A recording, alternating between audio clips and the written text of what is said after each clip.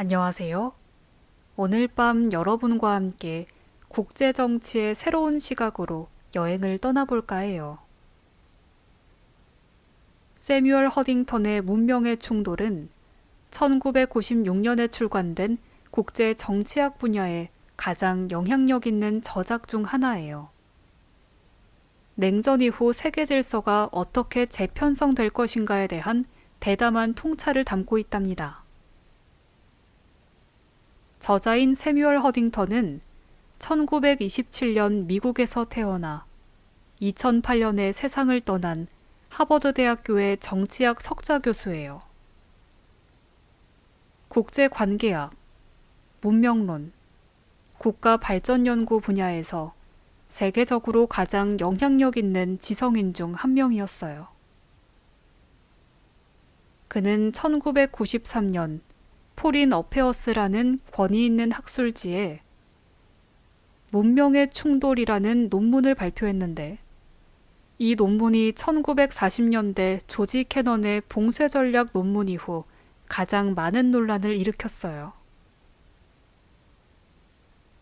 이 책의 핵심 주장은 간단하지만 혁명적이었어요. 냉전 이후의 국제 분쟁은 이념이나 경제적 이익으로 인한 것이 아니라 문명과 문화의 차이에서 비롯될 것이라는 거였죠. 민주주의와 종교 부흥이 국제 정치를 재편성하고 있으며, 문명의 충돌이 미래 세계 분쟁의 가장 큰 위험 요소라는 주장이었어요. 출간 당시 이 책은 학계에 거대한 파동을 일으켰어요. 일부는 이를 천재적 통찰이라고 칭찬했고, 일부는 문명 갈등의 필연성을 지나치게 강조한다고 비판했어요. 하지만 분명한 것은 이 책이 90년대 중반 이후 국제 정치를 바라보는 가장 영향력 있는 분석틀이 되었다는 거예요. 9.11 테러, 이라크 전쟁, 이란의 핵무장, 우크라이나 위기, 남중국해 분쟁 등 이후의 국제 사건들을 이해하는 데 있어 이 책의 틀이 계속 참고되고 있어요. 자, 그럼 이제 허딩턴과 함께 문명의 충돌이라는 장대한 국제 정치의 무대로 들어가 볼까요? 제1부 냉전 이후 국제 정치의 새로운 구도와 다중 문명 세계. 1993년 1월 3일 모스크바 정부청사의 강당에서 러시아와 미국의 학자들이 모임을 가졌어요. 소련이 막 해체되고 러시아 연방이 독립국가가 된 지 겨우 2주일 후의 일이었죠. 그런데 무대 정면에 예전에 있던 레닌 동상이 사라지고 러시아 연방의 깃발이 개양돼 있었어요. 한 가지 문제가 있었다면 깃발이 거꾸로 매달려 있다는 거였어요. 잠시 후 이 사실이 지적되자 러시아 주최 측은 첫 번째 휴식 시간에 조용히 깃발을 바로잡았어요. 이 작은 일화는 냉전 이후 세계에서 일어나고 있는 큰 변화를 상징했어요. 사람들의 정체성이 변하고 있었고, 그 정체성을 나타내는 상징들도 바뀌고 있었던 거죠. 각자의 문화적 정체성을 나타내는 깃발들이 높이 올라가고 있었어요. 이것이 바로 새로운 시대의 시작을 알리는 신호였던 거예요. 1994년 4월 18일 사라예보에서 2,000명의 주민들이 사우디아라비아와 터키의 깃발을 흔들며 모였어요. UN, 나토, 미국 깃발이 아닌 이 깃발들을 흔들면서 그들은 자신들이 이슬람 형제들의 편이라고 선언한 거였죠. 같은 해 10월 16일 로스앤젤레스에서는 7만 명이 멕시코 깃발 아래서 프로포지션 187에 대항하며 행진했어요. 이것은 불법 이민자들과 그들의 자녀들에게 주 혜택을 주지 않으려는 주민 투표안이었어요. 관찰자들은 왜 이들이 멕시코 깃발을 들고 이 나라의 자유교육을 요구하는가 라고 물었어요. 미국 깃발을 들어야 하지 않나 라고요. 2주 후 더 많은 시위자들이 거꾸로 된 미국 깃발을 들고 거리를 행진했어요. 결국 프로포지션 187은 캘리포니아 주민 59%의 승인을 얻었어요. 이런 깃발 들기 행사들은 냉전 이후 세계의 변화를 극명하게 보여줬어요. 십자가, 초승달, 심지어 머리 스카프 같은 문화적 정체성의 상징들이 중요해졌어요. 왜냐하면 문화가 중요해졌고 문화적 정체성이 대부분의 사람들에게 가장 의미 있는 것이 되었기 때문이에요. 사람들은 새로운 정체성을 발견하고 있었고 새로운 깃발 아래로 행진하고 있었으며 새로운 적들과 싸우고 있었어요. 허딩턴은 이런 변화를 분석하기 위해 냉전 이후 세계가 처음으로 다각화이면서 동시에 다중 문명화되었다고 주장했어요. 냉전 시대 세계는 크게 세 부분으로 나뉘어 있었어요. 미국 주도의 자유민주주의 진영, 소련 주도의 공산주의 진영, 그리고 두 진영 사이에서 중립을 표방하는 제3세계였죠. 하지만 소련의 붕괴와 함께 이 구조는 완전히 사라져버렸어요. 이념의 쇠퇴와 함께 새로운 구도가 등장한 거였어요. 냉전이 끝나자 가장 먼저 드러난 현상은 사람들이 우리는 누구인가라는 기본적인 질문에 직면하게 됐다는 거였어요. 그리고 이에 대한 대답은 전통적인 방식으로 이루어졌어요. 혈연, 종교, 언어, 역사, 가치관, 관습, 제도를 통해 자신의 정체성을 정의하는 거였죠. 사람들은 부족, 민족 집단, 종교 공동체, 국민으로 자신을 정체화했고 가장 광범위한 수준에서는 문명으로 정체화했어요. 흥미롭게도 이데올로기의 붕괴 이후 강대국들의 역학관계도 급격히 변했어요. 냉전 시대 미국과 소련이 슈퍼파워였다면 새로운 시대는 최소 6개에서 8개의 주요 강대국이 존재하는 시대가 됐어요. 미국, 유럽, 중국, 일본, 러시아, 그리고 아마도 인도까지 각각은 서로 다른 문명에 속해 있었어요. 허딩턴이 식별한 주요 문명들은 서방 문명, 동방 문명을 이루는 중국, 이슬람 문명, 힌두 문명, 정교회 문명, 그리고 라틴 아메리카 문명이었어요. 각 문명은 공통의 종교, 문화, 가치관, 제도를 공유하는 사람들의 광범위한 문화적 공동체였어요. 문명이란 혈연, 종교, 언어, 역사, 가치관, 관습, 제도 등 공통적 객관적 요소와 사람들의 주관적 자기 정체성 인식으로 정의되는 것이었어요. 이것이 냉전과의 가장 근본적인 차이였어요. 냉전 시대의 분쟁은 이념적, 정치적, 경제적 성격을 가진 것이었다면 냉전 이후의 분쟁은 문화적 성격을 가진 것이었죠. 이것이 여전히 국가들이 국제관계의 주요 행위자라는 의미는 아니었어요. 국가들은 여전히 중요했지만 그들의 행동은 더 이상 순전히 권력 추구와 이익만으로는 설명될 수 없었어요. 문화적 선호도, 공통성, 차이가 국가의 행동을 형성했던 거예요. 허딩턴은 이전의 국제 체제들과 새로운 다중문명 체제를 비교했어요.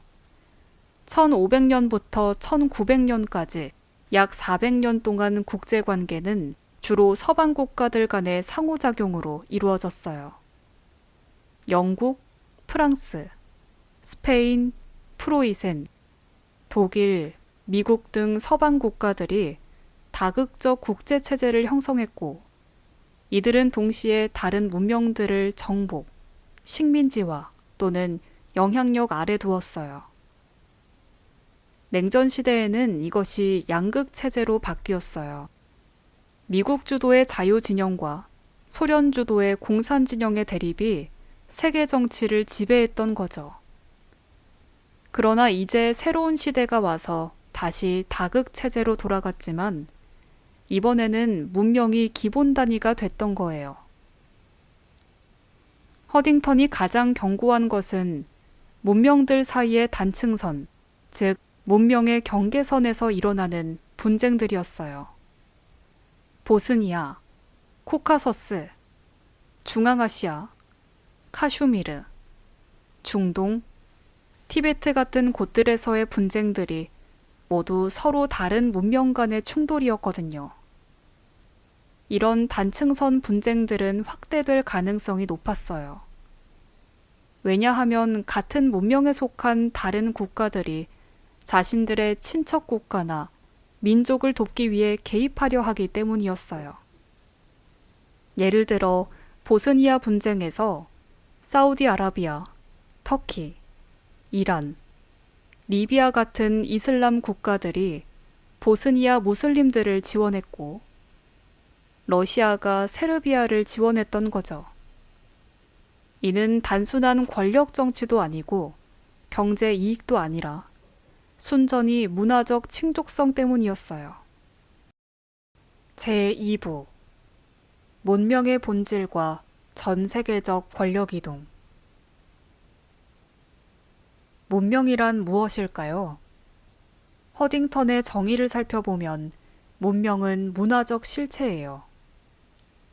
혈연, 종교, 언어, 역사, 가치관, 제도, 관습 등 공통의 객관적 요소와 사람들의 주관적 자기 정체성 인식으로 정의된다는 거였죠. 문명은 마을, 지역, 민족, 종족, 종교 등 더 작은 문화적 단위들을 포괄하는 가장 높은 수준의 문화 집단이었어요. 특별히 중요한 점은 종교의 역할이었어요. 허딩턴은 문명을 정의하는 객관적 요소들 중에서 종교가 가장 중요하다고 봤어요. 역사 속의 주요 문명들은 세계의 위대한 종교들과 밀접하게 연결돼 있었거든요. 기독교 문명, 이슬람 문명, 힌두 문명, 중국 문명 같은 식으로요. 실제로 인류 역사를 보면 종교가 문명을 규정하는 가장 강력한 요소였던 거예요. 냉전 이후 세계에서 주목할 만한 변화는 비서방 문명들의 부상이었어요. 특히 아시아 문명의 경제적 군사적 부흥이 눈에 띄었어요. 1750년부터 1980년까지를 보면 서방이 세계 제조업 생산량의 거의 대부분을 차지하고 있었어요. 하지만 1950년부터 1992년까지의 변화를 보면 상황이 완전히 달라졌어요. 서방의 비율이 급격히 내려간 반면 동아시아, 특히 중국과 동아시아 국가들의 경제적 부상이 눈에 띄었던 거죠. 동아시아의 경제적 성공은 실로 놀라웠어요. 1970년대에 한국, 대만, 홍콩, 싱가포르에서 시작된 고도 성장은 1980년대 중국의 개혁 개방과 함께 더욱 가속화됐어요. 제조업의 중심지가 유럽에서 아시아로 이동했던 거죠. 이는 단순한 경제적 현상이 아니라 세계 정치의 권력 재분배를 의미했어요. 이슬람 문명의 경우는 인구 증가가 가장 눈에 띄는 특징이었어요. 특히 무슬림 국가들의 청년 인구 비율이 높았다는 거였죠. 이는 사회적 불안정과 대외 확장성을 높였어요. 많은 경제적 기회가 제한된 청년들이 종교적 열정에 사로잡히기 쉬웠기 때문이에요. 이슬람 문명의 인구는 1990년 약 12억 명에서 2010년 약 15억 명으로 증가했어요. 이는 세계 인구의 약 22%를 차지하는 규모였죠. 한편 서방 문명은 인구 증가가 느렸어요. 특히 유럽의 출산율이 매우 낮아졌죠. 인구 통계학적으로 보면 2020년 서방의 비중은 점점 낮아지고 있었어요. 경제적으로도 서방의 상대적 쇠퇴가 분명했어요. 1960년대 서방의 GDP 비중이 약 65%였다면 1990년대 후반에는 약 50% 이하로 내려갔어요. 허딩턴은 이것이 서방이 어느 시점에 더 이상 세계를 지배할 수 없게 될 것을 의미한다고 봤어요. 그럼에도 불구하고 서방은 여전히 가장 강력한 문명이었어요. 특히 군사력에서는 압도적 우위를 유지하고 있었어요. 하지만 상대적 쇠퇴는 불가피해 보였어요. 더 중요한 것은 비서방 문명들이 이제 수동적 객체가 아니라 능동적 행위자가 되었다는 거였어요. 예전처럼 서방에 일방적으로 영향을 받지 않고 적극적으로 자신들의 이익을 추구하고 있었던 거죠. 제3부 보편 문명의 환상과 근대화의 현실 1990년대 초에 많은 서방 지식인들, 특히 미국의 정책 결정자들은 냉전의 종료가 역사의 종말을 의미한다고 생각했어요. 유명한 사상가 프랜시스 후쿠야마는 자유민주주의와 시장경제의 보편화와 함께 역사가 끝날 것이라고 주장했어요.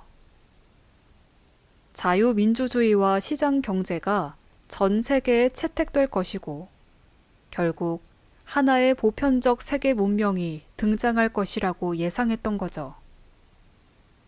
따라서 미래는 위대한 이념투쟁이 아니라 무미건조한 경제 문제 해결로만 이루어질 것이라는 거였어요.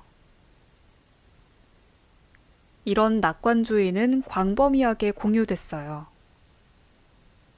정치 지도자들과 지식인들은 비슷한 견해를 피력했어요. 베를린 장벽이 무너졌고 공산 정권들이 붕괴됐고 유엔이 새로운 중요성을 가질 것이고 전 냉전 대립국들이 파트너십을 맺을 것이고 평화 유지와 평화 구축이 질서가 될 것이라고 했거든요. 미국의 대통령은 새로운 세계 질서를 선포했고 한 대학의 총장은 보안학 교수의 임용을 거부했어요. 이유는 더 이상 그런 교수가 필요 없다는 거였어요.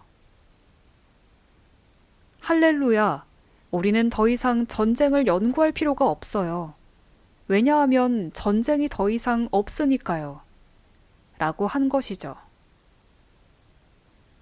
하지만 허딩턴은 이러한 낙관주의를 강하게 비판했어요. 그는 근대화와 서구화를 혼동하는 것이 근본적인 오류라고 주장했어요. 근대화, 즉 산업화, 도시화, 교육 수준 향상, 부의 증대 같은 것들이 모든 사회에서 일어날 수 있어요. 하지만 근대화가 반드시 서구화로 이어지지는 않는다는 거였죠. 오히려 비서방 사회들이 근대화되면서 자신이 전통적 문화에 더욱 집착하는 현상이 나타나고 있었어요. 이를 허딩턴은 문화의 향토화라고 불렀어요. 근대화의 과정에서 전통적 사회 구조가 붕괴되고 많은 사람들이 정체성의 위기를 경험했어요. 이때 종교와 전통 문화가 새로운 정체성의 원천으로 작용하게 된 거였죠. 예를 들어 중국이 근대화하면서 중국의 문화적 정체성이 더욱 강해졌어요. 특히 공산주의 이데올로기의 쇠퇴와 함께 전통 문화가 강조됐죠. 이슬람 국가들이 근대화되면서 이슬람 종교의 영향력이 더 커졌어요. 이는 서방의 기대와 명백히 달랐어요. 근대화가 보편적 서구 문명의 도래를 가져오지 않았던 거예요. 오히려 문화적 반발과 정체성 강화가 일어났던 거죠. 이런 현상을 설명하기 위해 허딩턴은 종교의 부활이라는 개념을 제시했어요. 1970년대부터 전 세계적으로 종교의 영향력이 증가하고 있었어요. 기독교 근본주의, 이슬람 부흥, 불교 민족주의, 유대교 근본주의 등 모든 주요 종교에서 부흥운동이 일어났던 거죠.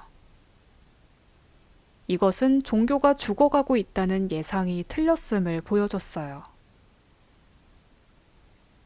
또한 서방의 주장의 보편성도 의심받고 있어요.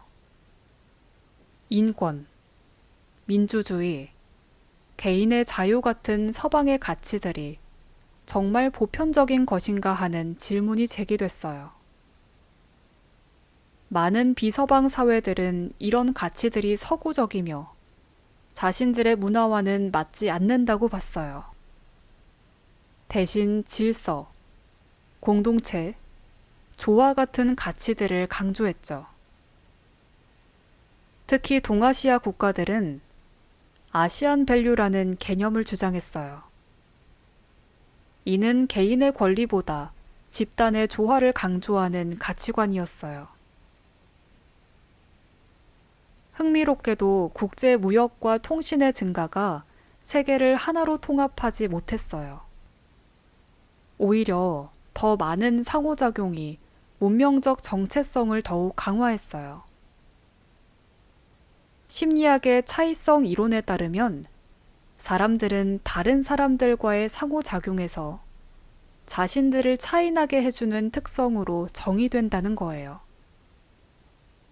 한 명의 독일인과 한 명의 프랑스인이 대화할 때는 자신들을 독일인, 프랑스인으로 정의하지만 두 명의 아랍인과 만날 때는 자신들을 유럽인으로 정의하게 된다는 뜻이에요.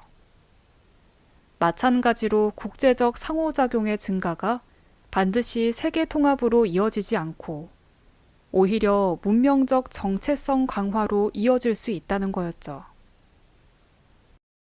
제4부 문명 간의 충돌과 단층선 전쟁.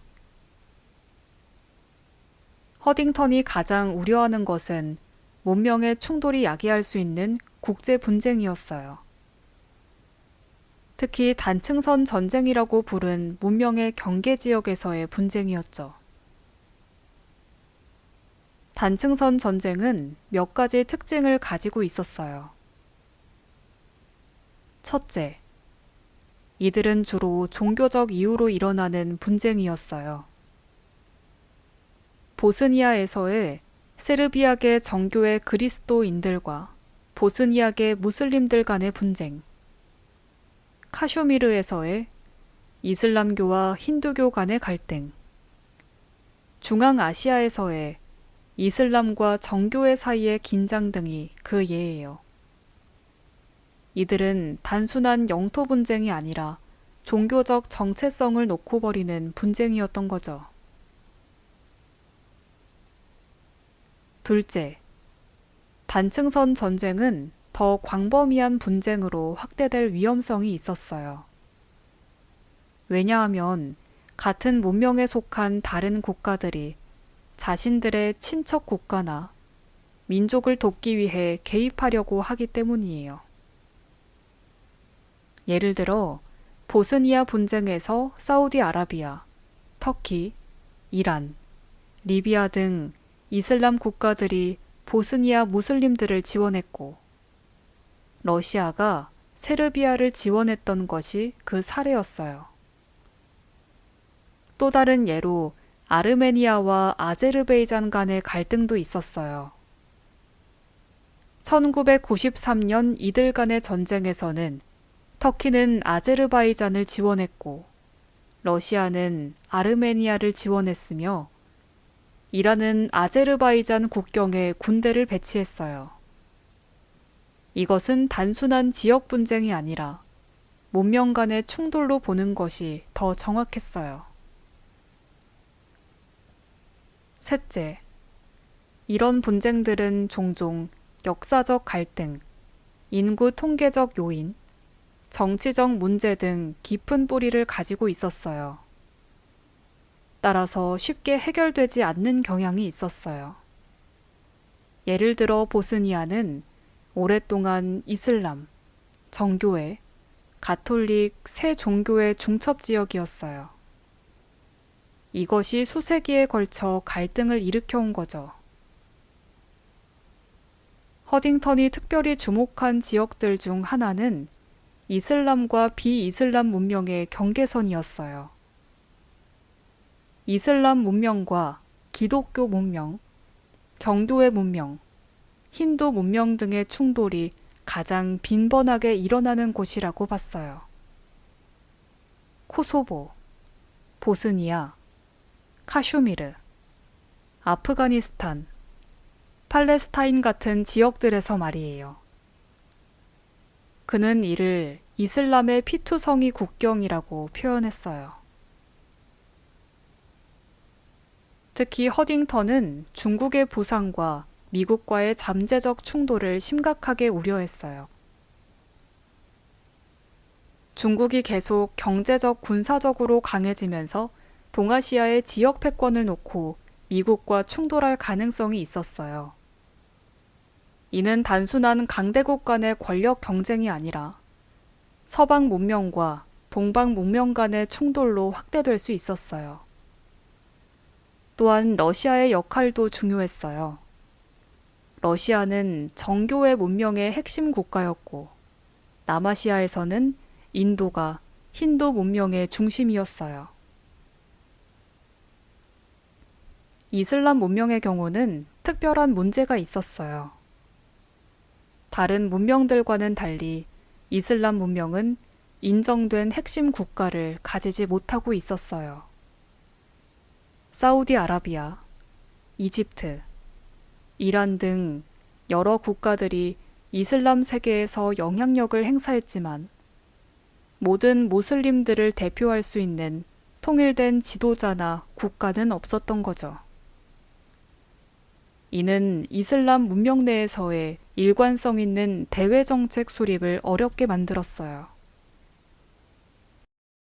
제5부 문명 질서의 구조와 미래의 국제체제. 허딩턴이 제시하는 새로운 세계 질서는 문명을 기반으로 한 국제체제였어요. 각 문명의 중심 국가, 즉 핵심 국가가 자신의 문명권 내에서 영향력을 행사하고 각 문명 간에는 일정한 균형과 협력의 틀이 필요하다는 거였죠. 구체적으로 허딩턴은 각 문명의 구조를 동심원으로 설명했어요. 중심에는 핵심 국가가 있고 그 주변에 동심원 형태로 멤버 국가, 문화적으로 유사한 소수 인구를 가진 인접 국가, 그리고 논란의 여지가 있지만 다른 문화를 가진 인접 국가들이 배치된다는 거였죠. 서방의 경우 미국과 유럽이 이 역할을 해야 했어요. 특히 미국은 서방의 핵심 국가였고 서유럽 국가들이 그 주변에 배치됐어요. 외곽에는 러시아와 터키, 그리고 한국, 일본 등이 문명 간 경계 지역에 위치했어요. 러시아는 정교회 문명의 핵심 국가였고 그 권역에는 벨라루스, 우크라이나, 카자흐스탄 같은 국가들이 포함됐어요. 중국은 동방 문명의 중심이었고 베트남, 한국, 싱가포르 같은 국가들이 영향력 범위 내에 있었어요. 인도는 힌두 문명의 대표였고 방글라데시, 스리랑카 같은 국가들이 주변에 있었어요. 허딩턴은 문명 간의 전쟁을 피하기 위해 몇 가지 원칙을 제시했어요. 첫째, 다른 문명의 분쟁에 개입하지 않는 원칙이었어요. 핵심 국가들이 자신의 문명권 밖의 분쟁에 개입하면 분쟁이 확대될 가능성이 높아진다는 거였죠. 예를 들어 이슬람 힌두 간의 카슈미르 분쟁에 서방 국가들이 깊이 개입하면 이것이 서방 이슬람 간의 갈등으로 확대될 수 있다는 거였어요. 둘째, 단층선 전쟁이 일어났을 때 다른 문명의 핵심 국가들이 함께 이를 해결하기 위해 노력해야 한다는 거였어요. 이를 통해 더 큰 문명 간 전쟁으로의 확대를 방지할 수 있다고 봤어요. 예를 들어 보스니아 분쟁 당시 미국, 러시아, 유럽이 함께 중재했어야 한다는 거였죠. 셋째, 각 문명의 독특성을 인정하고 존중해야 한다는 거였어요. 서방이 자신의 가치와 제도가 보편적이라고 주장하며 다른 문명에 강요해서는 안 된다는 거였죠. 이것이 바로 서방과 비서방 간의 근본적인 갈등을 야기한다고 봤어요. 허딩턴이 제시한 구체적인 예는 흥미로웠어요. 우크라이나가 찢어진 국가의 전형이라고 봤어요. 우크라이나는 동부에서 정교회 문명 영역이고 서부에서는 가톨릭 문명 영역이었거든요. 이로 인해 우크라이나는 러시아에 끌릴 것인가 아니면 유럽에 끌릴 것인가 하는 끊임없는 갈등을 겪고 있었어요. 또 다른 예로 터키를 들었어요. 터키는 유럽과 이슬람 사이의 경계에 있는 찢어진 국가였어요. 터키의 지도자들도 스스로를 두 문명을 잇는 다리라고 설명했어요. 하지만 허딩턴은 다리는 인공적인 구조물로 두 개의 견고한 실체를 연결하지만 둘 다에 속하지 않는다고 지적했어요. 이것이 찢어진 국가의 핵심이었던 거죠. 제6부 서방과 비서방의 갈등과 세계 질서의 미래. 허딩턴이 특별히 경고한 최악의 시나리오는 문명 간의 전면 전쟁이었어요. 비록 가능성은 낮지만 만약 서방과 중국, 러시아가 동시에 충돌한다면 그것은 인류 역사상 가장 파괴적인 전쟁이 될 수 있다고 봤어요. 핵무기 시대에 문명 간 전쟁은 인류 전체의 위험이 될 수 있었던 거죠. 그래서 허딩턴은 상호 이해와 존중, 그리고 신중한 외교의 중요성을 강조했어요. 특히 서방이 해야 할 일이 무엇인지를 제시했어요. 첫째, 서방은 자신의 문명적 정체성을 재확인해야 한다는 거였어요. 서방이 무엇인지를 명확히 하고 자신의 문명을 보호하고 갱신해야 한다는 거죠. 허딩턴은 유럽연합의 확대 문제를 예로 들었어요. 유럽연합은 동유럽의 나라들을 흡수할 때 신중해야 한다고 봤어요. 왜냐하면 러시아와의 갈등을 초래할 수 있기 때문이었어요. 둘째, 서방은 다른 문명들과의 공존 방법을 찾아야 한다는 거였어요. 이는 다른 문명들의 값을 인정하고 자신의 가치를 강요하지 않는 것을 의미했어요. 서방이 민주주의와 인권을 중요하게 생각한다면 다른 문명들이 공동체와 질서를 중요하게 생각하는 것도 인정해야 한다는 거였죠. 셋째, 서방은 전략적으로 자신의 이익을 보호해야 한다는 거였어요. 이것은 단순한 평화주의를 의미하는 것은 아니었어요. 오히려 자신의 영역을 명확히 하고 필요할 때는 방어해야 한다는 뜻이었죠. 특히 핵무기 확산을 막아야 한다고 봤어요. 허딩턴은 또한 국제기구들, 특히 유엔의 역할에 대해서도 언급했어요. 냉전 시대의 유엔은 미소 양극 체제에 맞게 설계됐어요.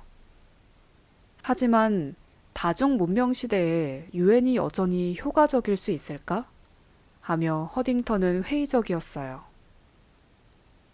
대신 각 문명의 핵심 국가들이 직접 대화하고 협력하는 방식이 더 효과적이라고 봤어요. 이를 그는 스페로스 오브 인플루언스 체제라고 부를 수 있다고 봤어요. 시사점과 리뷰를 들려드릴게요. 이제 허딩턴과 함께한 문명의 충돌에 대한 여행을 마무리할 시간이에요. 어떠셨나요? 문명의 충돌을 통해 우리가 얻은 가장 중요한 깨달음은 무엇일까요? 아마도 국제정치를 이해하려면 단순한 이익 분석만으로는 부족하다는 거였을 거예요. 문화, 종교, 정체성 같은 요소들이 국가의 행동을 형성하는데 얼마나 중요한지를 이해해야 한다는 뜻이에요. 냉전 시대에는 이데올로기가 국가 행동을 설명했지만 냉전 이후에는 문명이 그 역할을 한다는 거였죠. 이 책이 1996년에 출간된 지 거의 30년이 지났지만 그 분석의 타당성은 여전히 유효해요. 실제로 이후의 국제 사건들을 보면 허딩턴의 예측이 상당히 맞아떨어졌어요.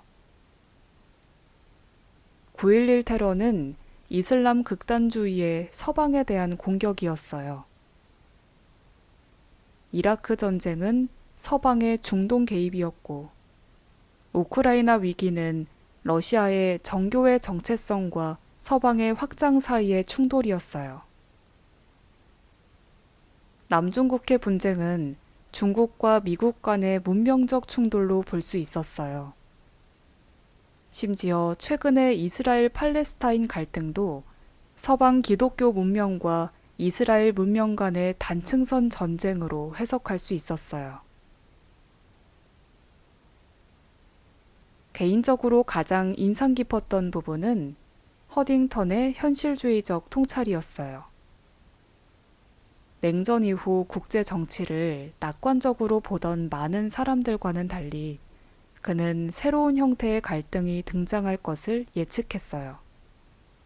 그리고 그 예측이 상당히 맞아떨어졌다는 거예요. 더욱 중요한 것은 그가 단순히 문제를 진단한 것이 아니라 해결책을 제시했다는 거였어요.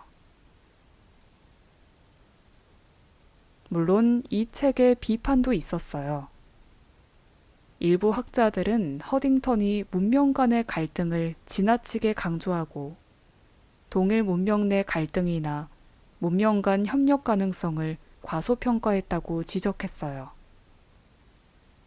또한 문명의 경계를 너무 선명하게 그었다는 비판도 있었어요. 실제로는 문명의 경계가 훨씬 모호하고 많은 국가들이 여러 문명의 특성을 가지고 있기 때문이에요. 예를 들어 터키는 이슬람 문명에 속하지만 서방과도 강한 연결고리가 있었어요. 나토 회원국이자 유럽 연합 가입을 추구하던 국가였거든요. 러시아는 정교의 문명이지만 유럽 문명과도 일부 공유점이 있었어요. 싱가포르는 중국 문명에 속하지만 서방 정치 체제를 따르고 있었어요. 이런 사이에 있는 나라들의 존재는 허딩턴의 문명 분류 체계로는 완전히 설명되지 않는 현상이었어요. 또한 2000년대 이후의 국제정치 발전도 허딩턴의 예측과 다른 양상을 보였어요. 중국의 부상은 맞았지만 그것이 반드시 서방과의 문명적 충돌로 이어지지는 않았어요. 경제적 상호 의존성이 높아졌거든요. 2008년 금융위기 이후 중국과 미국은 서로의 경제를 필요로 하게 되었어요. 이슬람 문명의 경우도 극도로 다양한 이해관계를 가진 여러 세력들로 나뉘어 있었어요. 사우디아라비아의 이슬람과 이란의 이슬람은 매우 달랐어요. 흥미로운 점은 문명의 충돌 논리가 일부 정치 지도자들에 의해 자신들의 정책을 정당화하는 데 사용됐다는 거예요. 이것은 허딩턴이 의도한 바가 아닐 수도 있어요. 그는 문명 간 전쟁을 피하기를 원했지만 그의 논리가 일부 지도자들에 의해 문명 간 전쟁은 피할 수 없으니 우리 문명의 이익을 최대화해야 한다 라는 식으로 왜곡됐을 수 있었어요. 그럼에도 불구하고 허딩턴의 문명적 충돌 개념은 국제정치를 이해하는데 여전히 유용한 도구를 제공해요. 특히 현대의 종교적 극단주의, 민족주의 부흥, 문화 보호주의 같은 현상들을 이해하는 데 도움이 되죠. 허딩턴이 제시한 틀을 사용하면 국제전쟁의 근본적 성격을 이해할 수 있었어요. 또한 이 책은 우리에게 중요한 경고를 남겨주고 있어요. 서로 다른 문명 간의 진정한 이해와 소통이 없으면 충돌은 불가피할 수 있다는 거예요. 동시에 충돌이 불가피한 것도 아니라는 거죠. 문명 간의 차이를 인정하고 존중하면서도 공존의 길을 찾을 수 있다는 거예요. 이것이 바로 21세기 국제정치의 가장 큰 도전 과제라고 할 수 있어요. 오늘날의 세계는 더욱 복잡해지고 있어요.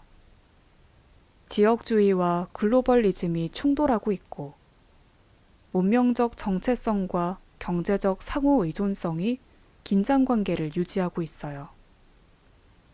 이런 상황에서 허딩턴의 제안인 문명 간의 상호 이해와 존중, 그리고 일정한 거리의 유지는 여전히 유효한 조언이에요.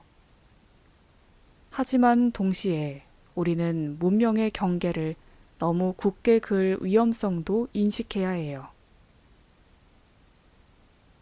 현대의 세계에서는 개인이 여러 정체성을 가질 수 있어요.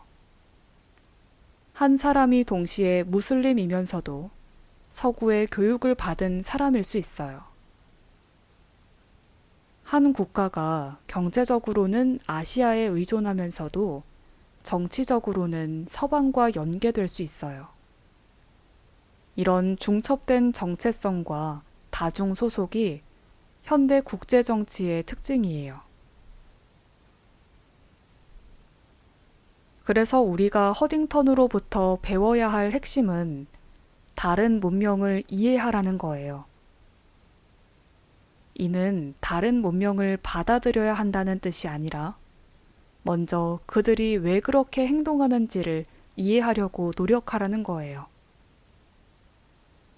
이런 이해 없이는 진정한 외교도, 진정한 평화도 불가능하다는 거죠. 오늘 밤 잠자리에 들기 전에 세계의 다양한 문명들을 생각해 보세요. 각 문명이 가진 고유한 가치와 특성, 그리고 그들 간의 차이를 인정해 보세요. 차이 속에서 공존의 길을 찾는 것이 21세기의 가장 중요한 과제라고 생각해 보세요. 문명의 충돌이 불가피하지 않으려면 우리 각자가 다른 문명을 이해하려고 노력해야 해요.